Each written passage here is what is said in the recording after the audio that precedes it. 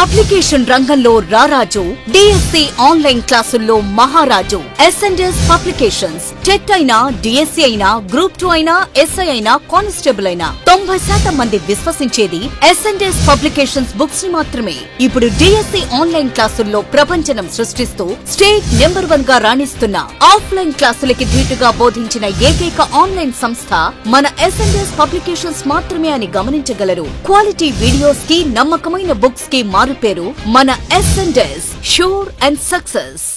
DSC మరియు TET ఎగ్జామినేషన్లలో లేదా ఏ ఇతర కాంపిటేటివ్ ఎగ్జామినేషన్లోనైనా ఖచ్చితంగా 1 లేదా 2 మార్కులు వచ్చే వెరీ ఇంపార్టెంట్ చాప్టర్ అయిన డైరెక్ట్ ఇండైరెక్ట్ స్పీచ్ని గురించి మనము నేర్చుకుందాం, తెలుసుకుందాం. వెరీ ఇంపార్టెంట్ చాప్టర్ ఏంటి? Direct indirect speech. Direct indirect speech. Okay, so దీనినే మనము రిపోర్టెడ్ స్పీచ్ అని కూడా అంటుంటాం. Reported speech. Reported speech. దీనినే మనము రిపోర్టెడ్ స్పీచ్ అని కూడా అంటాం. ఓకే, కొద్దిసేపు మనము సరదాగా మాట్లాడుకుందాం. మామూలుగా చాలామంది టీచర్ పోస్ట్ అంటే చాలా సులభంగా ఉంటుంది అనుకుంటారు. మామూలుగా అన్ని పోస్టుల కన్నా టీచర్గా పనిచేయడం అనేది చాలా చాలా చాలా చాలా సులభం అనుకుంటారు చాలామంది. అదే అంటుంటారు, టీచర్గా ఉన్న వాళ్ళు మీకేమి అని అంటుంటారు. మామూలుగా ఇలా టీచర్గా పనిచేస్తుంటే బాగా హాలిడేస్ ఎక్కువగా ఉంటాయని, మామూలుగా మార్నింగ్ టు ఈవినింగ్ మనకు వెళ్ళొచ్చని, ఇలా మనకు రకరకాలుగా. సో టీచర్ పోస్ట్ అంటే చాలా చాలా చాలా చాలా సులభం అనుకుంటుంటారు, చాలా సులభం అనుకుంటారు. కానీ అన్నిటికన్నా చాలా కష్టమైన జాబ్ వచ్చేసి టీచర్ పోస్టే. అది చాలా సులభం అనుకుంటారు, చాలా కష్టమైన జాబ్ ఏంటి? Teacher post. ఒక ఉపాధ్యాయుడిగా ఉండాలి అంటే మాత్రం చాలా కష్టం. ఎందుకంటే మీ అందరికీ తెలుసు, మరి టీచర్ యొక్క ప్రధానమైన డ్యూటీ ఏంటి? సో ఈనాటి బాలలను మంచి పౌరులుగా తీర్చిదిద్దాలి. ఓకే, సో పిల్లలను భావితరాలకు మంచిగా ఉపయోగపడేట్లుగా తీర్చిదిద్దాలి. అనగా టీచర్ లైఫ్ అంతా ఎక్కడ ఉంటుంది? క్లాస్ రూమ్లో ఉంటుంది, ఆ పిల్లలను తీర్చిదిద్దడంలో ఉంటుంది కదా. మరి ఈనాటి విద్యార్థులు ఎలా ఉన్నారు? ఒకప్పుడైతే బాగానే ఉండేవాళ్ళు, మరి ఈ కాలంలో విద్యార్థులు ఎలా ఉన్నారు? ఓకే, మరి ఈనాటి విద్యార్థులను మనము తీర్చిదిద్దాలంటే చాలా కత్తి మీద సాము లాంటిది. ఓకే, పిల్లలను ఏమీ అనకూడదు, వాళ్ళను కొట్టకూడదు, వాళ్ళను తిట్టకూడదు, వాళ్ళను బాగా ప్రేమించాలి, వాళ్ళకు నవ్వుతూ చెప్పాలి. ఇది మన ఉపాధ్యాయునిగా మన లక్ష్యం. పిల్లవాళ్ళు ఏమన్నా వాళ్ళను నవ్వుతూ చెప్పాలి. మరి ఇది సాధ్యమేనా? ఇది క్లాస్ రూమ్లో మనకు ఓకే అవుతుందా? మరి యాజ్ ఏ ఇంగ్లీష్ టీచర్గా, నేను ఇంగ్లీష్ టీచర్, మరి నాకు ఈ ఇంగ్లీష్ టీచర్గా మనము పిల్లలతో అలా నవ్వుతూ మాట్లాడచ్చా? ఓకే, సో పిల్లలు మనకు చూస్తుంటాం, రకరకాలుగా పిల్లలు ఉంటారు. మనకు ఏది ఏమైనా ఒకసారి మనము క్లాస్ రూమ్లోకి మనం వెళ్ళిన తర్వాత బాగా గుర్తుపెట్టుకోవాలి. ఆ పిల్లలతో మనము ఆ పిల్లలకు నేర్పించాలి, వాళ్ళను మనం బాగా తీర్చిదిద్దాలి. ఇంగ్లీష్, ముఖ్యంగా నా సబ్జెక్ట్ ఇంగ్లీష్. సో మామూలుగా చాలామంది పిల్లలకు, ముఖ్యంగా గ్రామీణ ప్రాంతంలో ఉన్న పిల్లలకు ఇంగ్లీష్ అంటే చాలా కష్టంగా ఉంటుంది. మరి అటువంటి ఇంగ్లీష్ని నేను నేర్పించాలి. మరి ఇటువంటి సమయంలో సో కొంతమంది పిల్లలు చాలా డల్గా ఉంటారు, అసలు క్లాస్ చెప్పాలి, వాళ్ళకి అర్థం కాదు, సో ఎక్కడో ఉంటారు. సో ఒక్కొక్కసారి ఆవేశాలు వస్తుంటాయి, పిల్లలను అరుస్తూ ఉంటాం, ఒకసారి కొట్టంగాని, ఒకసారి కొట్టే స్టేజ్ కూడా పోతుంటాం. ఈ మధ్య కొట్టడం తగ్గించాంలేండి, కానీ ఇంకా తప్పదు కాబట్టి తిడుతూనే ఉంటాం, బాగా తిడుతూ ఉంటాం, ఒకసారి అరుస్తుంటాం, కేకలేస్తుంటాం. మేము ఏం చేసినా ఎవరి కోసం? వాళ్ళ భవిష్యత్తు కోసమే కదా. ఓకే, ఒకసారి ఇలా నేను 10th క్లాస్ టీచ్ చేసేటప్పుడు ఇలా టీచ్ చేస్తూ ఉన్నాను. సో నాది సెకండ్ పీరియడ్, మామూలుగా ఇంగ్లీష్ టీచ్ చేస్తున్నాను. ఇలా టీచ్ చేస్తూ ఉంటే ఎందుకో ఇలా చెబుతూ ఉన్నాను. ఇంత లోపల ఒక పిల్లవాడు ఎందుకో సరిగా వినలేదు, కాన్సన్ట్రేట్ చేయలేదు, ఎక్కడో పక్కన పిల్లవాడితో మాట్లాడుతున్నాడు, ఏమో సరిగా కాన్సన్ట్రేట్ చేయలేదు. వెంటనే నాకు ఎందుకు బాధ అనిపించింది. వెంటనే ఆ పిల్లవాడిని తిట్టాను. తిట్టకూడదు అనుకోండి, తిట్టాను మామూలుగా, పనికి మాలినవాడ అది ఇది ఓకే. సో మనం మామూలుగా ఏమైతే తిట్టాలో అవన్నీ తిట్టాం. తిట్టకూడదు, బాగా తిట్టాం, చాలా బాగా తిట్టాం. ఎస్, పనికి మాలినవాడా, అలా అంటోడా, ఇలా అంటోడా, రే ఇలా అలా ఇలా బాగా తిట్టాను. అయిపోయింది. తర్వాత ఇంత లోపల ఇంటర్వెల్ వచ్చింది. ఇంటర్వెల్ అయిపోయింది. బాగా తిట్టాను, బాగా అరిచాను, బాగా కేకలేశాను. ఆ పిల్లవాడు నా ముందరనే కొద్దిగా బాధపడ్డాడు. ఓకే, అయినా ఆ పిల్లవాడి కోసమే కాబట్టి, ఆ విద్యార్థి కోసమే కాబట్టి ఓకే అరిచాను, బాగా కేకలేశాను. ఇంత లోపల ఇంటర్వెల్ టైం అయింది. అందరూ బయటికి వాష్రూమ్కి వెళ్ళాడు. సో నెక్స్ట్ పీరియడ్ కూడా నేనే తీసుకుంటున్నాను. వాళ్ళందరూ పిల్లలంతా వాష్రూమ్కి వెళ్ళిన తర్వాత నేను ఇలా క్లాస్ రూమ్లో కూర్చుంటూ ఇలా ఆలోచించాను. పాపం పిల్లలు ఎవరైనా పిల్లలే కదా, ఎవరైనా విద్యార్థులే కదా, వాళ్ళు మనం ఇంతగా అరవాలా, ఇంతగా కేకలేయాలా, వాళ్ళకు ఇంకా నచ్చజెప్పి ఉంటే బాగుండేది కదా, ఇంకా వాళ్ళతో ఇంకా ప్రేమగా ఇంకా చెప్పింటే బాగుండేది కదా, ఇలా ఆలోచనలు నాకు వచ్చాయి. ఆ పిల్లవాడిని అంతగా బాధ పెట్టడం అంత న్యాయం కాదేమో నాకు అనిపించింది. ఓకే, ఏది ఏమైనా మళ్ళీ నా మనసుకే నేను ఇలా సర్ది చెప్పుకుంటూ ఉన్నాను. ఓకే, ఇంత లోపల ఇక్కడ ఏం జరిగింది, ఈ వాష్రూమ్లో నేను ఎవరైతే తిట్టానో ఆ పిల్లవాడు అక్కడ తన ఫ్రెండ్తో ఇలా మాట్లాడుతున్నాడు. బాగా గుర్తుపెట్టుకోండి, నేను బాగా తిట్టాను, ఎవరైతే కేకలేశానో ఆ పిల్లవాడు అక్కడ బయట ఆ బ్రేక్లో ఏం చేశాడు, వేరే పిల్లవాడితో తన తోటి ఫ్రెండ్తో ఇలా మాట్లాడుతున్నాడు. ఎవరి గురించి మాట్లాడుతున్నాడు, నా గురించి మాట్లాడుతున్నాడు. ఏమని మాట్లాడుతున్నాడు. ఎస్, సో ఆ పిల్లలు మామూలుగా వాళ్ళు మనల్ని గేలు చేస్తుంటారు, మనల్ని కామెంట్ చేస్తుంటారు, ఎలా అంటే అలా మాట్లాడుతూ ఉంటారు. సో ఆ పిల్లవాడు నా గురించి ఇలా మాట్లాడుతున్నాడు. ఏమని, ఎస్, ఒక టీచర్ గురించి మామూలుగా పిల్లలు మామూలుగా కామెంట్ చేస్తుంటారు, మనకి ఇష్టమైన వాళ్ళే మనల్ని కామెంట్ చేస్తుంటారు. ఎస్, ఆయన మనిషి ఏమి నన్ను అలా తిట్టాడు. ఓకే, సో నన్ను అలా ఇలా నన్ను పనికిమాలినోడు, అలాంటోడు, ఇలాంటోడు, అసలు ప్రేమ లేనోడు, నన్ను ఏ విధంగా తిట్టాలో ఆ పిల్లవాడు మీ దగ్గర నేను చెప్పలేదు, కానీ కొన్ని మాటలు చెప్పలేదు, కానీ నన్ను బాగా తిట్టాడు. ఎవరితో, తోటి పిల్లవాడితో. రే ఆసారి అలాంటోడు, ఈసారి ఇలాంటోడు, మనిషా, లేకపోతే ఇదే ఇలా అని ఇలా అన్నీ ఇలా నన్ను మాట్లాడుతూనే ఉన్నాడు. ఎలా అంటే అలా మాట్లాడుతూనే ఉన్నాడు, బాగా మాట్లాడుతున్నాడు. ఆ పిల్లవాడు పక్కన ఉన్న పిల్లవాడు ఇలా నన్ను తిడుతున్నాడు. సార్ ఇలా కొట్టాడు, నన్ను అరిచాను కాబట్టి సహజంగానే ఆ పిల్లవాడికి నా మీద కోపం ఉంటుంది, నన్ను అరుస్తూనే ఉన్నాడు. నన్ను ఇలా అంటున్నాడు, అలా అంటున్నాడు, నన్ను ఏమేమో మాట్లాడుతున్నాడు ఆ పిల్లవాడు మాట్లాడుతున్నాడు. కానీ ఈ పక్కన ఉన్న ఈ పిల్లవానికి చాలా బాధ అయింది. ఏంటి, అంత పెద్ద సార్ని పట్టుకొని ఈ పిల్లవాడు ఇలా మాట్లాడుతున్నాడని. ఓకే, వెంటనే అంతా అయిపోయింది. నెక్స్ట్ బెల్లు కొట్టారు. బెల్లు కొట్టిన తర్వాత మళ్ళీ నాదే క్లాస్ రూమ్లో టీచ్ చేస్తున్నాను, ఇంకా స్టార్ట్ చేస్తున్నాను. ఇలా స్టార్ట్ చేసే లోపల ఈ పిల్లవాడు ఎవరి దగ్గర అయితే అలా తిట్టాడో ఆ పిల్లవాడు మెల్లగా లేచి సార్ సార్ సార్ సార్ చెప్పు.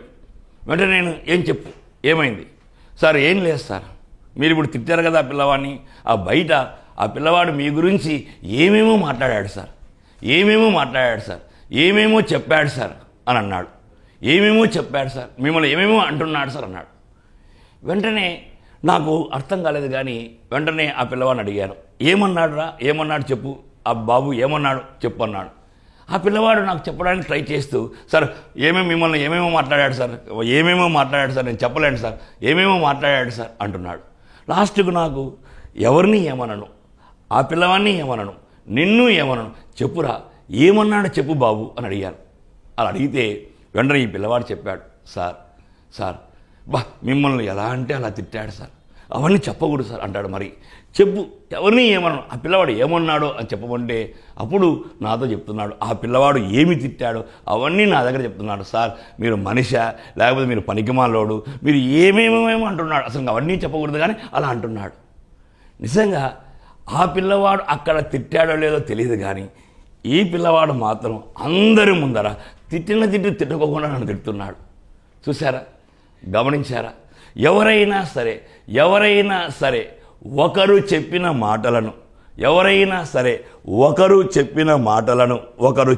మాటలను ఇంకొకరికి ఎలా చెబితే అలా ఆ వాక్యాన్ని మనము డైరెక్ట్ స్పీచ్లో ఉంది అంటాం. ఓకే, ఎవరైనా సరే ఒకరు చెప్పిన మాటలను, ఇప్పుడు ఈ పిల్లవాడితో చెప్పాడు, ఈ పిల్లవాడు నాతో ఎలా చెప్తున్నాడు, ఆ పిల్లవాడు ఎలా చెబితే అలా ఏమాత్రం మార్చుకోకుండా నాతో చెప్తున్నాడు, అలా చెబితే ఆ వాక్యాన్ని మనము డైరెక్ట్ స్పీచ్లో ఉన్నది అంటాం. ఓకే, ఎవరైనా సరే ఒకరు చెప్పిన మాటలను ఇంకొకరికి ఎలా చెబితే అలా మామూలుగా ఏమాత్రం మార్చకుండా ఆ వాక్యాన్ని మనము డైరెక్ట్ స్పీచ్లో ఉన్నది అని అంటాం. ఓకే, సో మీరు ఇలా అంటారు సార్, మీరు ఇలా, ఆ పిల్లవాడు ఏం మాట్లాడినాడో ఈ పిల్లవాడు నాకు అలానే చెబితే ఆ వాక్యాన్ని మనము డైరెక్ట్ స్పీచ్లో ఉన్నది అంటాం. ఓకే, అలా కాకుండా సార్ ఏదో అన్నారులేండి సార్, ఓకే మొదలుపెట్టండి సార్, ఏదో అన్నారులేండి, సో వేరే అర్థంతో చెప్తే, మిమ్మల్ని అన్నాడు ఆ మాటలు యాజ్ ఇట్ ఈజ్గా నాకు చెప్పకోకుండా వేరే అర్థంతో, సార్ మిమ్మల్ని ఇలా అన్నాడు అలా వేరే అర్థంతో చెప్తే ఆ వాక్యాన్ని మనము ఇండైరెక్ట్ స్పీచ్లో ఉన్నది అంటాం. అంటే ఏంటి, ఒక విషయాన్ని ఇతరులకు చెప్పే విధానాలు రెండు రకాలుగా ఉంటాయి. ఒకటేంటి, ఎవరైతే చెప్పారో ఆ మాటలను యాజ్ ఇట్ ఈజ్గా ఏమాత్రం మార్చకుండా ఎదురుగా చెప్పడం. రెండవది వేరే రకంగా చెప్పడం. అలా డైరెక్ట్గా చెప్తే ఏమంటాం, డైరెక్ట్ స్పీచ్ అంటాం. ఇంకో రకంగా చెప్తే ఏమంటాం, ఇండైరెక్ట్ స్పీచ్ అంటాం. ఓకే, సో చెప్పే విషయాలు మామూలుగా స్పీచ్లు ప్రధానంగా రెండు రకాలు. ఓకే, స్పీచ్లు ప్రధానంగా రెండు రకాలు. ఓకే, ఎస్, ఒకటి డైరెక్ట్ స్పీచ్, రెండు ఇండైరెక్ట్ స్పీచ్. ఇండైరెక్ట్ స్పీచ్ ఇంతకుముందే చెప్పుకున్నాం. ఏమని, డైరెక్ట్ స్పీచ్. ఏం చెప్పాము డైరెక్ట్ స్పీచ్, ఎవరైనా ఒకరు చెప్పిన మాటలను ఎలా చెబితే అలా ఇంకొకరికి చెబితే ఆ వాక్యాన్ని మనము డైరెక్ట్ స్పీచ్లో ఉన్నది అంటాం. ఓకే, చూడండి కాదండి. Yes, when we quote the actual words of the speaker as it is, so we say it is in direct speech. Okay, for example ఇలా గమనించండి. He said to me, I am busy now.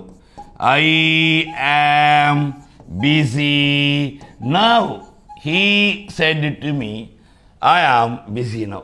So ఏదైనా ఒక వాక్యం మనకు ఇలా inverted కామాస్లో ఉంది అంటే, కొటేషన్స్లో ఉంది అంటే ఆ వాక్యం మనకు డైరెక్ట్ స్పీచ్లో ఉన్నది అని అర్థం.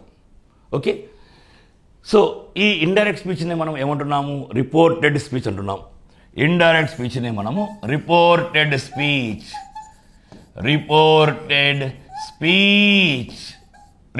స్పీచ్ అంటున్నాం. మరి ఎవరైనా ఒకరు చెప్పిన మాటలను ఇంకొకరికి ఎలా చెబితే అలా చెప్పకుండా వేరేలా చెబితే ఆ వాక్యాన్ని మనము ఇండైరెక్ట్ స్పీచ్లో ఉన్నది అని అంటాం. ఓకే, సో ఇలా చూడండి. He told me that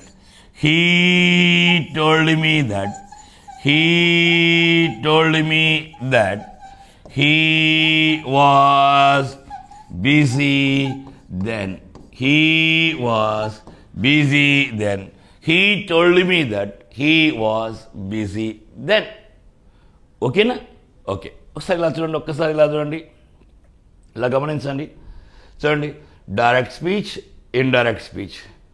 so when we quote the actual words of the speaker as it is, the sentence is said to be in direct speech. So when we don't quote the actual words of the speaker as it is, the sentence is said to be in indirect speech. It is also called reported speech. Okay, yes, very important. Okay, now okay, so speech lo rendu rakalu, direct speech, indirect speech. ఎవరైనా ఒకరు చెప్పిన మాటలను as it is గా ఇంకొకరికి చెబితే direct speech, వేరేలా చెబితే indirect speech అంటాం. ఓకే, సో ఇప్పుడు ఇలా గమనించండి, very important. He said it to me, I am busy now. ఇక్కడ మనం గమనిస్తే, ఈ వాక్యాన్ని మనం గమనిస్తే ఇక్కడ మనకు రెండు క్లాజులు ఉన్నాయి. ఒకటేమో హీ సెడ్ టు మీ అని, ఇంకొకటేమో ఐ యామ్ బిజీ నౌ అని. ఒకటేమో హీ సెడ్ టు మీ అని, ఇంకొకటి ఏంటి, ఐ యామ్ బిజీ నౌ అని. ఓకే, మరి ఇక్కడ మనం బాగా గమనించినట్లయితే చూసారా, ఈ కొటేషన్స్లో ఉన్న ఈ భాగాన్ని మనము రిపోర్టెడ్ స్పీచ్ అని అంటాం. రిపోర్టెడ్ స్పీచ్ అని అంటాం, లేదా రిపోర్టెడ్ క్లాస్ అని కూడా అంటాం. కొటేషన్స్లో ఉన్న భాగాన్ని మనము రిపోర్టెడ్ స్పీచ్ అంటాం. బాగా గుర్తుపెట్టుకోవాలి, కొటేషన్స్లో ఉన్న భాగాన్ని మనము రిపోర్టెడ్ స్పీచ్ అని అంటాం. మరి ఈ కొటేషన్స్ కాకుండా ఈ బయట ఉన్న భాగాన్ని మనము ఈ హీ సెడ్ టు మీ ఈ భాగాన్ని మనము రిపోర్టింగ్ స్పీచ్ అని అంటాం. రిపోర్టింగ్ స్పీచ్ అని అంటాం. బాగా గుర్తుపెట్టుకోవాలి, కొటేషన్స్లో ఉన్న భాగాన్ని మనము రిపోర్టెడ్ స్పీచ్ అని, ఈ కొటేషన్స్కు బయట ఉన్న భాగాన్ని మనం అనగా హీ సెడ్ టు మీ ఈ భాగాన్ని మనము రిపోర్టింగ్ స్పీచ్ అని అంటాం. Reporting speech. మరి ఈ రిపోర్టింగ్ స్పీచ్లో ఉన్న ఈ సెడ్ లేదా సెడ్ టును మనము ఈ రిపోర్టింగ్ స్పీచ్లో ఉన్న ఈ సెడ్ లేదా సెడ్ టును మనము రిపోర్టింగ్ వర్బ్ అని అంటాం. రిపోర్టింగ్ వర్బ్ ఏమంటారు? రిపోర్టింగ్ వర్బ్ అని అంటారు. ఇది కొద్దిగా మనము మాటికి మాటలు మాట్లాడుతుంటాం, కొద్దిగా మనము ఐడియా ఉండాలి. కొటేషన్స్లో ఉన్న భాగాన్ని మనం ఏమంటాం? రిపోర్టెడ్ స్పీచ్ అంటాం. కొటేషన్స్కి బయట ఉన్న భాగాన్ని ఏమంటాం? రిపోర్టింగ్ స్పీచ్ అంటాం. మరి ఈ రిపోర్టింగ్ స్పీచ్లో ఉన్న సెడ్ లేదా సెడ్ టును మనము ఏమంటాం? రిపోర్టింగ్ వర్బ్ అని అంటాం. ఓకే, సో ఇప్పుడు మనము ఏం చేయాలి? మామూలుగా ఎగ్జామినేషన్ పాయింట్ ఆఫ్ ఏం చేయాలి? డైరెక్ట్ స్పీచ్ను మనము ఇండైరెక్ట్ స్పీచ్లోనికి మార్చాలి. డైరెక్ట్ స్పీచ్ను మనము ఇండైరెక్ట్ స్పీచ్లోనికి మార్చాలి. ఓకే, చూద్దామా? మరి ఈ డైరెక్ట్ స్పీచ్లో నుండి ఇండైరెక్ట్ స్పీచ్లోనికి మారాలి అంటే ప్రధానంగా మనము మూడింటిని మార్చాలి. బాగా గుర్తుపెట్టుకోండి, డైరెక్ట్ స్పీచ్ నుండి ఇండైరెక్ట్ స్పీచ్లోనికి వెళ్ళాలి అంటే ప్రధానంగా మనము మూడింటిని మార్చాలి. ఓకే, ఎస్, ఏంటో గమనించండి. ఇది నెంబర్ 1 ప్రనౌన్ను మార్చాలి. నెంబర్ 1 ప్రనౌన్ను మార్చాలి. నెంబర్ 2 వర్బును మార్చాలి. నంబర్ 3 యాడ్వర్బ్ను మార్చాలి. డైరెక్ట్ స్పీచ్ నుండి ఇండైరెక్ట్ స్పీచ్లోనికి వెళ్ళాలి అంటే ప్రధానంగా మనము మూడింటిని మార్చాలి. నంబర్ 1 ప్రనౌన్ను మార్చాలి. నంబర్ 2 వర్బును మార్చాలి. నంబర్ 3 యాడ్వర్బ్ను మార్చాలి. ఓకే, ప్రనౌన్ను మార్చాలి, వర్బును మార్చాలి, యాడ్వర్బ్ను మార్చాలి. ఓకేనా? ముందు మనము ప్రనౌన్ గురించి మనం నేర్చుకుందాం, తెలుసుకుందాం. ఓకేనా? ఓకే, ఇంతకుముందే చెప్పాను ఏమని? డైరెక్ట్ స్పీచ్ నుండి ఇండైరెక్ట్ స్పీచ్లోనికి వెళ్ళాలి అంటే ప్రధానంగా మనం మూడింటిని మార్చాలి అని. నంబర్ 1 ప్రనౌన్ను మార్చాలి. నంబర్ 2 వర్బును మార్చాలి. నంబర్ 3 యాడ్వర్బ్ను మార్చాలి. Pronoun, verb, adverb. వీటిలో మొట్టమొదటిది మనము ప్రనౌన్ గురించి మనం నేర్చుకుందాం. Okay, pronoun. ఓకే, సో ఇంగ్లీష్లో ప్రధానంగా మనకు 3 వ్యక్తులు ఉన్నారు. మామూలుగా 3 పర్సన్స్ అంటాం, పర్సనల్ ప్రొనౌన్స్ అంటాం. ఇంగ్లీష్లో ప్రధానంగా మనకు 3 వ్యక్తులు ఉన్నారు. Okay, first person, second person, third person. ఇంగ్లీష్లో ప్రధానంగా మనకు 3 వ్యక్తులు ఉన్నారు. ఎవరు? First person, second person and third person. First person, second person and third person. Okay, so first person, second person and third person. Okay, మరి ఈ first పర్సన్లో మనకు ఎవరున్నారు? ఇలా ఐ వి ఉన్నారు. సెకండ్ పర్సన్లో మనకి యూ ఉన్నాడు. థర్డ్ పర్సన్లో మనకు హీ, షీ ఈట్ దే ఉన్నారు. He she it they. First పర్సన్లో ఎవరు? I we. సెకండ్ పర్సన్లో యు. థర్డ్ పర్సన్లో హీ షీ ఇట్ దే. బాగా గుర్తుపెట్టుకోవాలి. ప్రతి పర్సన్లో ఒక సింగులర్ వాటికి సంబంధించిన ప్లూరల్ ఉన్నాడు. ప్రతి పర్సన్లో ఒక సింగులర్ వాటికి సంబంధించిన ప్లూరల్ ఉన్నాడు. మొదటి పర్సన్లో గమనిస్తే ఐ అనేది సింగులర్, ఐ అనేది సింగులర్. ఈ ఐకు సంబంధించిన ప్లూరల్ ఏంటి? వి. సెకండ్ పర్సన్లో యు, వాడే సింగులర్, వాడే plural, but we treat in the sense of plural. Third పర్సన్లో హీ షీ ఇట్ దే ఉన్నారు.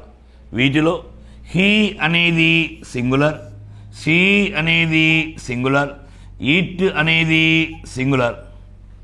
ఈ మూడింటికి సంబంధించిన ప్లూరల్ వచ్చేసి దే. ఓకే, బాగా గుర్తుపెట్టుకోవాలి. ప్రతి పర్సన్లో ఒక సింగులర్ ఒక ప్లూరల్ ఉన్నారు అనగా ఇలా గమనించండి. ఇలా మనము సింగులర్ ప్లూరల్ అనే కాలం వేస్తే, ఇలా సింగులర్ ప్లూరల్ అనే కాలం వేస్తే చూడండి, ఐ అనే దానికి వి ప్లూరల్, యు అనేదానికి యూనే ప్లూరల్, హీ అనేవానికి దే ప్లూరల్, షీ అనేవానికి దే ప్లూరల్, ఈట్ అనేవానికి దేనే ప్లూరల్.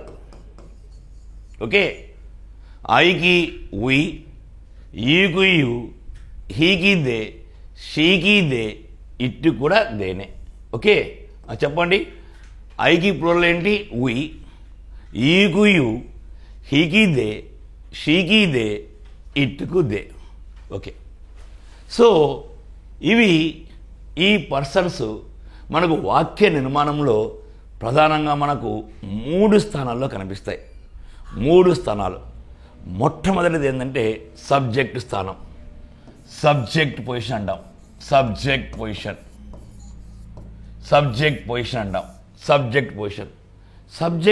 అంటే అర్థం ఏంటి?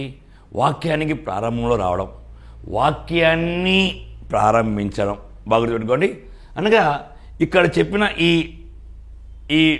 ప్రొనౌన్స్ అన్నీ మనకు వాక్య ప్రారంభంలో వస్తాయి, వాక్యాన్ని ప్రారంభిస్తాయి, అంటే వాక్యానికి ప్రారంభంలో వస్తాయి. అందుకే వీటిని మనం ఏమంటున్నాం? సాధారణంగా సబ్జెక్ట్ ప్రొనౌన్స్ అంటాం. ఓకే, ఇవి ఎక్కడొస్తాయి?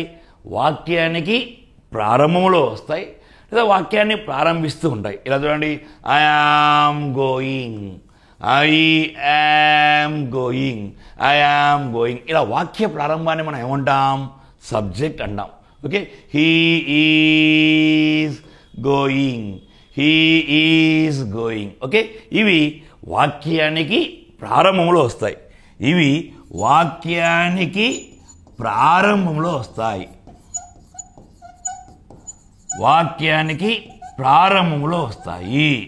ఓకే, వీటిని మనము సబ్జెక్ట్ ప్రొనౌన్స్ అంటాం. సో వీటికి ఒకవేళ వీళ్ళే ఈ సబ్జెక్ట్ ప్రొనౌన్సే మధ్యలో వస్తే, అంటే వాక్యానికి మధ్యలో కానీ చివరిలో కానీ వస్తే వాటిని మనము ఆబ్జెక్ట్ ప్రొనౌన్స్ అంటాం. ఏమంటాం? ఆబ్జెక్ట్ ప్రొనౌన్స్ లేదా ఆబ్జెక్ట్ పొజిషన్ అంటాం. చూడండి, రెండోది ఏంటి? ఆబ్జెక్ట్. సో ఈ ఐ అనేవాడు వాక్యానికి మధ్యలో వచ్చినప్పుడు మనం ఏం రాయాలి? మీ అని రాయాలి. మీ ఐ అనేవాడు వాక్య ప్రారంభంలో వస్తే మామూలుగా ఐ రాస్తాం. ఈ ఐ అనేది మధ్యలో వచ్చిందంటే మాత్రం ఏం రాయాలి? మీ అని రాయాలి. అదేవిధంగా వి అనేది ఏంటి? అస్. యూకు యూనే, హీకి హిమ్, షీకి హర్, ఇట్కు ఇట్, దేకి them. Okay, I me, we us, యూకు యూనే, he him, she her, it they them. Okay, మరి ఇవి ఎక్కడ రావాలి? వాక్యానికి మధ్యలో కానీ లేదా చివరిలో కానీ వస్తాయి. బాగా గుర్తుపెట్టుకోండి. ఇవి ఎక్కడ ఉంటాయి? వాక్యానికి మధ్యలో కానీ చివరిలో కానీ ఉంటాయి. సాధారణంగా వాక్యానికి మధ్యలో కానీ చివరిలో కానీ వస్తాయి సాధారణంగా. ఇవి వాక్యానికి ప్రారంభంలో రావు. ఈ పదాలు ఎప్పుడూ ఎక్కడుంటాయి? వాక్యానికి మధ్యలో కానీ చివరిలో కానీ ఉంటాయి. కానీ ఎక్కడ ఉండవు? సాధారణంగా వాక్యానికి మధ్యలో ఉండవు. ఐయామ్ గోయింగ్ అనాలి, కానీ మ్యామ్ గోయింగ్ అని మాత్రం అనకూడదు. సో ఈ మీ అనేది ఎప్పుడు ఎలా ఉండాలి? వాక్యానికి మధ్యలో కానీ చివరిలో కానీ ఉండాలి. సో ఇవన్నీ వాక్యాన్ని ప్రారంభిస్తాయి, అంటే ప్రారంభంలో వస్తాయి. ఇవన్నీ వాక్యానికి మధ్యలో కానీ చివరిలో కానీ వస్తాయి. దీన్ని సబ్జెక్ట్ స్థానం అంటాం, దీన్ని ఆబ్జెక్ట్ స్థానం అంటాం. ఇంకొకటి పొసెసివ్ అంటాం. పొసెసివ్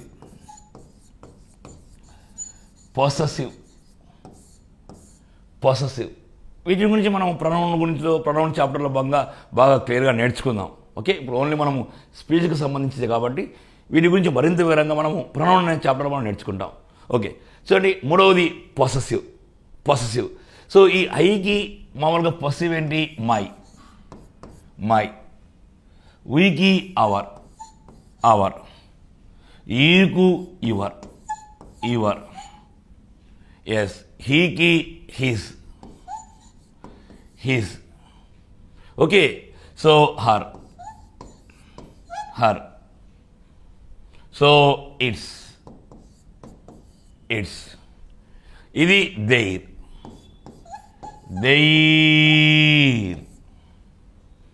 ఇవి పొసెసివ్ స్థానం. ప్రధానంగా 3 స్థానాలు: సబ్జెక్ట్ స్థానం, ఆబ్జెక్ట్ స్థానం, పొసెసివ్ స్థానం.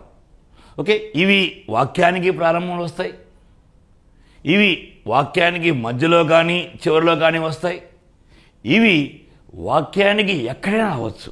ఈ ప్లేస్లో లేదు, ఎక్కడైనా రావచ్చు. ఇవైతే ప్రారంభంలో, ఇవి మధ్యలోను చివరిలోను, ఈ పొసెసివ్ అనేటివి వాక్యంలో ఎక్కడైనా రావచ్చు. ఓకేనా? Very very important. ఓకే, ముఖ్యంగా మనం ఏ స్థానాల్లో ఏమేమి ఉన్నాయో మనం చేసుకోవాలి. సో సబ్జెక్ట్ స్థానంలో ఉన్న ప్రొనౌన్స్ ఏంటి, ఆబ్జెక్ట్ స్థానంలో ఉన్న ప్రొనౌన్స్ ఏంటి, పొసెసివ్ దాంట్లో ఉన్న ప్రొనౌన్స్ ఏంటో మనం తీసుకోవాలి. ఓకే, వీటిని మరింతగా ఇలా చూడండి, నీట్గా గమనించండి, ఇలా గమనించండి, నీట్గా చూడండి, నీట్గా ఉంచండి. Pronoun, so subject, object, possessive. Subject position, object position, possessive position. Okay, so ప్రధానంగా మనకి ఇలా ఉన్నాయి. మరి ఇప్పుడు మనము కొద్దిగా సరదాగా మనం మాట్లాడుకుందాం. ఇలా గమనించండి కొద్దిసేపు మామూలుగా.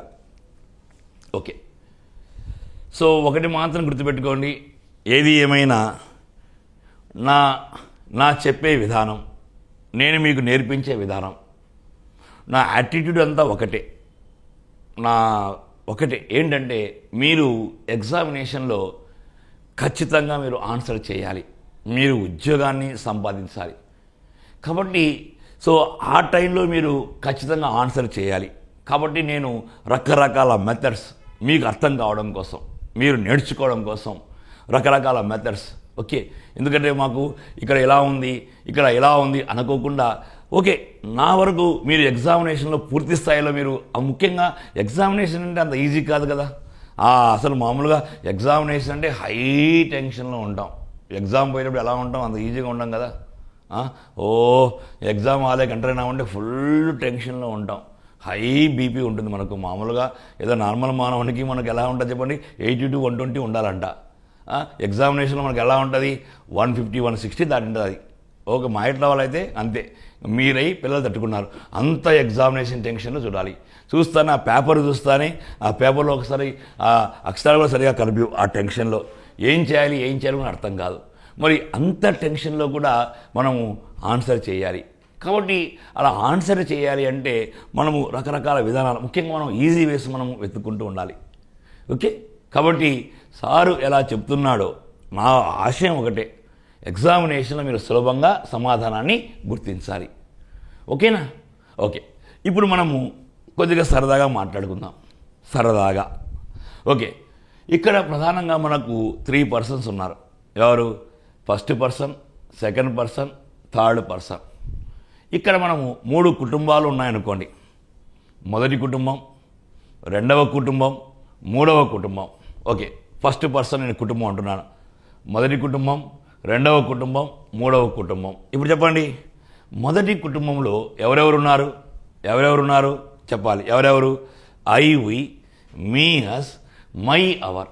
ఓకే, ఫస్ట్ పర్సన్లో ఎంతమంది ఉన్నారు చెప్పండి. I, we, me, us, my, our. Okay, very good. Next second పర్సన్లో ఎవరున్నారు చెప్పాలి. You, your. యువర్. థర్డ్ పర్సన్లో ఎవరున్నారు? He, him, his, she, her, it, they, them, they. Okay, ఇప్పుడు నాకు ఒక చిన్న ఇలా లెక్క చెప్పండి నాకు ఒకసారి చిన్న. మొదటి పర్సన్లో ఎంతమంది ఉన్నారు? మొదటి కుటుంబంలో ఎంతమంది ఉన్నారు చెప్పాలి. ఎంతమంది? 6 మెంబర్స్, 6 మంది ఉన్నారు. సెకండ్ ఫ్యామిలీలో 3 ఉన్నారు. థర్డ్ ఫ్యామిలీలో మొత్తం ఎంతమంది ఉన్నారు? 4. మొత్తం ఎంతమంది? 12 మెంబర్స్ ఉన్నారు కదా. మరి ఈ 3 కుటుంబాలలో ఏ ఫ్యామిలీ ఎక్కువ స్ట్రెంగ్త్ కలిగి ఉంది? ఎక్కువ మంది ఎక్కడున్నారు? థర్డ్ పర్సన్లో ఉన్నారు, థర్డ్ కుటుంబంలో ఉన్నారు. అందుకే డైరెక్ట్ ఇండైరెక్ట్ స్పీచ్ మాదే అంటారు వీళ్ళు. ఎందుకంటే ఫస్ట్ దాంట్లో 6 మందే ఉన్నారు, సెకండ్లో 3 ఉన్నారు, థర్డ్ పర్సన్ మేము మొత్తం 12 మంది ఉన్నాం. మాదే ఎక్కువ స్ట్రెంగ్త్ కాబట్టి ఎస్, డైరెక్ట్ ఇండైరెక్ట్ స్పీచ్ మాదే అంటారు. యాక్టివ్ ప్యాసివ్ బీ ఫార్మ్స్ అయినట్టుగా డైరెక్ట్ ఇండైరెక్ట్ స్పీచ్ అనేది ఎవరికి? థర్డ్ పర్సన్కు మామూలుగా సంబంధించింది. బాగా గుర్తుపెట్టుకోవాలి. మాదే అంటారు వీళ్ళు. అమ్మో, డైరెక్ట్ ఇండైరెక్ట్ స్పీచ్ ఎవరిదంటే ఏమనాలి? సరదాగా ఎవరిది? థర్డ్ పర్సన్ వాళ్ళది. ఓకేనా? ఎస్, ఎందుకంటే వీళ్ళ స్ట్రెంత్ ఎక్కువ ఉంది కాబట్టి. ఎవరి స్ట్రెంత్ ఎక్కువ ఉంటే మామూలుగా వాళ్ళే అంటున్నారు. ఓకే, ఇక్కడ మనకు 3 కుటుంబాలు ఉన్నాయి. ఈ 3 కుటుంబాలు చాలా అన్యోన్యంగా ఉన్నాయి, పక్కనే ఉన్నాయి, చాలా అన్యోన్యంగా ఉన్నాయి. ఫస్ట్ ఫ్యామిలీ, సెకండ్ ఫ్యామిలీ, మూడో ఫ్యామిలీ. ఫస్ట్ ఫ్యామిలీలో 6 మంది, సెకండ్లో 3, థర్డ్లో మొత్తం 12 మంది. ఈ 3 ఫ్యామిలీలు పక్కనే ఉన్నాయి. చాలా ఆనందంగా ఉన్నాయి, చాలా సంతోషంగా ఉన్నాయి, ఆనందంగా ఉన్నారు. ఒక ఇంటిలో ఉన్న వాళ్ళు ఇంకొక ఇంటిలోనికి, ఇంకొక ఇంటిలో ఉన్న వాళ్ళు ఇంకో ఇంటిలోనికి హ్యాపీగా తిరుగుతున్నారు. బాగా సంతోషంగా ఉన్నారు. బాగా ఈ కుటుంబం వాళ్ళు ఈ కుటుంబంలోకి, ఈ కుటుంబం వాళ్ళు ఆ కుటుంబంలోకి ఇలా వెళ్తూ వస్తూ ఉన్నారు. కానీ ఏమైందో ఏమో, బాగా సంతోషంగా ఉన్న ఈ 3 ఫ్యామిలీస్ మధ్య ఒక చిన్న ప్రాబ్లం వచ్చింది. అది ఏ ప్రాబ్లమో తెలియదు కానీ వీళ్ళు ఒకరినొకరు కొట్లాడుకోవడం ప్రారంభించారు. ఒకరంటే ఒకరికి సరిపోదు. ఈ ఇంట్లో ఉన్న వాళ్ళు ఆ ఇంటిలోకి వెళ్ళినా, ఆ ఇంట్లో ఉన్న వాళ్ళు ఇంకొక ఇంటిలోకి వెళ్ళినా సరిపోవడం లేదు. ఒకప్పుడు సంతోషంగా ఉన్న వీళ్ళు ఈ మధ్య ఒకరిని చూస్తే ఒకరు కొట్లాడుకుంటున్నారు. ఈ ఇంట్లో పిల్లవాళ్ళు ఈ ఇంట్లోకి వెళ్ళినా బాధపడుతున్నారు, వీళ్ళు అలా వచ్చినా కూడా బాధపడుతున్నారు. ఎందుకో చాలా అనీజీగా ఉండగలుగుతున్నారు. సో ఇలా ఉండడం గమనించి ఈ ఇంటికి సంబంధించిన పెద్దలు ఇలా మాట్లాడుకున్నారు. సో ఒకప్పుడు బాగా ఉండేవాళ్ళం, సంతోషంగా ఉండేవాళ్ళం. మరి ఈ మధ్య కాలంలో ఒకరంటే ఒకరు సరిపోవడం లేదు. మరి సో ఈ ప్రాబ్లంను మనం ఓవర్కమ్ కావాలంటే ఏం చేయాలని ఈ 3 ఇంటి పెద్దలు ఒక నిర్ణయానికి వచ్చారు. ఏమొచ్చారు? రోజు ఒకరింటికి ఒకరు పోయేవాళ్ళు, ఇలా మాటికి ఇబ్బంది పడుతుంటే సో ఈ 3 సంబంధించిన ఆ కుటుంబ పెద్దలు ఇలా నిర్ణయించుకున్నారు ఒకరోజు. ఏమని? ఇలా రోజు ఇలా కొట్లాడుకోవడం, ఇలా బాధపడడం బాగలేదు. ఈ రోజు నుంచి మనము ఒక నిర్ణయాన్ని తీసుకుందాం. ఏ నిర్ణయము? బాగా గుర్తుపెట్టుకోండి. ఈ రోజు నుంచి కాదు, ఇప్పటి నుంచి ఏ ఇంటిలో ఉన్నవాళ్ళు ఆ ఇంటిలోనే ఉండాలి. ఇంకా మాటికి అట్లా పోయి ఇంక వద్దుగా రోజు ఈ ప్రాబ్లమ్స్, ఈ సమస్యలు మనకొద్దు. ఇక మీదట ఏ కుటుంబంలో ఉన్నవాళ్ళు, ఏ ఇంటిలో ఉన్నవాళ్ళు ఆ ఇంటిలోనే ఉండాలి. పొరపాటున కూడా పక్క ఇంటికి వెళ్ళరాదు. బాగా గుర్తుపెట్టుకోండి. 3 పెద్దలు నిర్ణయించుకున్నారు. ఏమని? ఈ రోజు నుంచి ఏ ఇంటిలో ఉన్నవారు ఆ ఇంటిలోనే ఉండాలి. ఓకే, ఇంకా మీ ఇంట్లో మీరు ఉండండి, మా ఇంట్లో మేము ఉంటాం, ఎవరింట్లో వాళ్ళు ఉంటే సమస్య ఉంది అని అన్నారు. పనిగా ఇంకొక వ్యక్తి అడిగాడు, ఒకవేళ పొరపాటున మా ఇంట్లోకి వస్తే రావద్దు అంటున్నాం కదా, పోకూడదు అంటున్నాం కదా. పోకూడదు. ఏ ఇంట్లో ఉన్న వాళ్ళు ఆ ఇంట్లోనే ఉండాలి, ఎవరింట్లో వాళ్ళు వాళ్ళే. ఒకవేళ పొరపాటున పొరపాటున వెళితే వెళ్ళకూడదు అంతే. వెళ్ళకూడదు అంటే వెళ్ళకూడదు. మళ్ళా వెళితే వెళ్ళకూడదు అంతే. ఒకవేళ వెళితే ఎన్నిసార్లు చెప్పాలి వెళ్ళకూడదని? ఒకవేళ వెళితే ఎవరైనా ఒక ఇంటి వ్యక్తి ఇంకొక ఇంటిలోనికి వెళితే అతడు ఏ ఇంటిలోనికి వెళ్ళాడో ఆ ఇంటిలో శాశ్వతంగా ఉండాలి. ఎనికి రావడం లేదు. బాగా గుర్తుపెట్టుకోవాలి. ఇంతకుముందు ఒక ఇంటివాడు ఇంకొక ఇంటికి వస్తే ఎన్నికొచ్చేవాడు. ఇక మీద అలా జరగకూడదు. ఒకవేళ ఒక ఇంటి వ్యక్తి ఇంకొక ఇంటిలోనికి వెళితే అతడు ఏ ఇంటిలోనికి వెళ్ళాడో ఆ ఇంటిలో శాశ్వతంగా ఉండాలి. ఇంకా వెనక్కి రాకూడదు. ఈ ఇంటి వ్యక్తి ఈ ఇంట్లోకి వచ్చాడనుకోండి, వెనక్కి రాకూడదు. ఇతడు ఏ ఇంటిలోనికి వెళ్ళాడో ఆ ఇంటిలో శాశ్వతంగా ఉండాలి. ఉండడమే కాదు, ఆ ఇంటిలో వాని మాదిరి మారిపోవాలి. వాళ్ళ ఆచారాలు వాళ్ళ వ్యవహారాల మాదిరి మారిపోవాలి. Okay, very very very important. బాగా గుర్తుపెట్టుకోండి. ఏ ఇంటిలో ఉన్నవాళ్ళు ఆ ఇంటిలోనే ఉండాలి. ఒకవేళ పొరపాటున వేరే ఇంటిలోనికి వెళితే అతడు ఏ ఇంటిలోనికి వెళ్ళాడో ఆ ఇంటిలో శాశ్వతంగా ఉండాలి. ఉండడమే కాదు, వాళ్ళ ఇంటిలో వాని మాదిరి మారిపోవాలి. కానీ ఇక్కడ ఒక చిన్న ఆప్షన్ ఉంది. ఏం ఆప్షన్? వాళ్ళ ఇంటిలో వాని మాదిరి మారిపోయే ముందు ఇంతకుముందు తన సొంత ఇంటిలో ఏ స్థానంలో ఉన్నాడో, ఏ హోదాలో ఉన్నాడో అదే స్థానాన్ని ఇక్కడ ఎంజాయ్ చేయొచ్చు. బాగా గుర్తుపెట్టుకోండి. సో ఒక ఇంటిలోని వ్యక్తి ఇంకొక ఇంటిలోనికి ప్రవేశించినప్పుడు అతడు ఏ ఇంటిలోనికి ప్రవేశించాడో ఆ ఇంటిలో శాశ్వతంగా ఉండాలి. ఉండడమే కాదు, ఆ ఇంటిలో వాని మాదిరి మారిపోవాలి. ఓకే, మారిపోయే ముందు తన ఇంటిలో ఏ స్థానంలో ఉన్నాడో ఆ స్థానంలో ఉండాలి. ఇది సరదాగా చెప్పుకున్న ఫైనల్గా ఒక మాట. ఏం మాట? ఒక ఇంటివాడు ఇంకొక ఇంటిలోనికి ప్రవేశిస్తే ఏం జరుగుతుంది చెప్పండి? ఒక ఇంటివాడు ఇంకొక ఇంటిలోనికి ప్రవేశిస్తే ఏం జరుగుతుంది? ఏ ఇంటిలోకి వెళ్ళాడో ఆ ఇంటిలో శాశ్వతంగా ఉండాలి. ఉండడమే కాదు చెప్పాలి, ఆ ఇంటిలో వాళ్ళ మాదిరి మారిపోవాలి. మారిపోయే ముందు అతడు ఇంతకుముందు తన ఇంటిలో ఏ స్థానంలో ఉన్నాడో ఇక్కడ కూడా అదే స్థానంలో ఉండొచ్చు. ఓకేనా? మరి వీళ్ళు ఒకరింటి వరకు వెళ్ళదు కదా. మనం ఇప్పుడు చూద్దాం. మనమే వాళ్ళను పంపిద్దాం. వాళ్ళు ఏ విధంగా మారుతారో మనం చూద్దామా? సరదాగా చూద్దామా? ఓకేనా? ఓకే.